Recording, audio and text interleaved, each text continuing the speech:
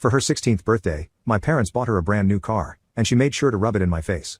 Whenever I had to go somewhere, she would ask me if I wanted a lift, and then proceed to say, "Oops, sorry, I can't waste my fuel on useless people."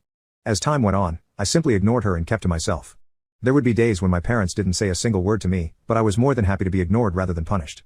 When I did finally turn 18, I moved out of their house and went to college while sharing a flat with someone. Those years were grueling, because my parents would constantly demand that I come back home and help with chores even though I was busy with classes.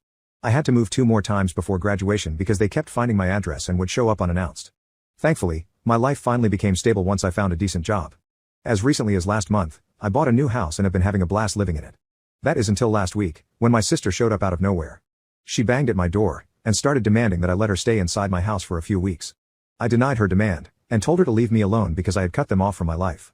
Then she started explaining that she had a fight with her parents, and wanted to stay away from them. But it wasn't any of my business and I never let her in, so she eventually left after ringing the doorbell for 20 minutes straight.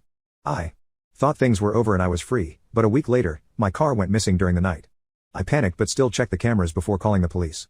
It turns out, my sweet little sister had broken the window of my car with a brick and stolen it from right outside my house.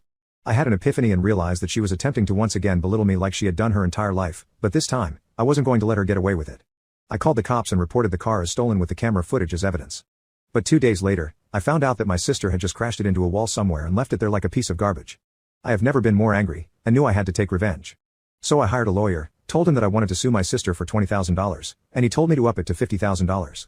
I know my sister doesn't even have a job and still lives in our parents' house, so they will most likely have to pay it instead of her. But it doesn't matter, because they will learn what they did to me was wrong.